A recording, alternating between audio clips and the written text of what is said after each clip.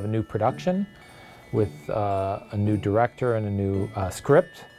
There was interest in using the existing set design. So I'm working with the new director / writer, and we're trying to find ways that this can work with her new conception, but also letting the existing design influence her writing and her conception of the production. I am working on a sample for the Ebenezer Scrooge Tombstone for the end of the show. We actually ended up laser cutting. Basically, it's almost like a stencil, and then I use a router and basically trace out, and this acts as a guide to make sure I don't go too far in. Then I use a Dremel to kind of rough up the edges a bit. This is pretty much what it's gonna look like. Maybe a little more aged, maybe a little more moss. In the old production of Christmas Carol, in Christmas Past, they go to a scene where Scrooge is a young child and goes to the schoolyard, and there used to be a stone column with a bell on top. And so for this year, Dan Ostling, the set designer, wanted to add a bench to that unit.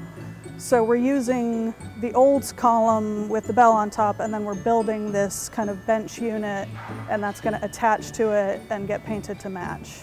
Basically what I do is I take the design drawings from Dan Ostling, and I make new drawings that kind of translate the visuals of the design into an actual physical structure that the carpenters can build. I was here in 2016 when we originally built the majority of the set, and my hardest piece was building the bed for Scrooge's bedroom. There's the headboard over there. It takes a long time. There's a lot of curved things in it. Dan Ostling, the designer, has decided that he would like a second bed in this production, and he wants the second bed to be 15% smaller.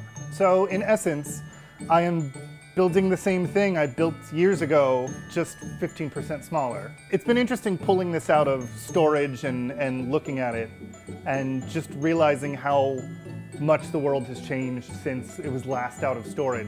I don't think people realize how early this whole process starts. In the shops, we might start here in August, but all around the building, there's people starting months and months beforehand. There's a lot that happens way earlier than people think it does. I think audience should come and see McCarty's Christmas Carol because it is like a great story. Come and experience it anew with this new adaptation especially. It's a really fresh adaptation that's going back very firmly to the original novel.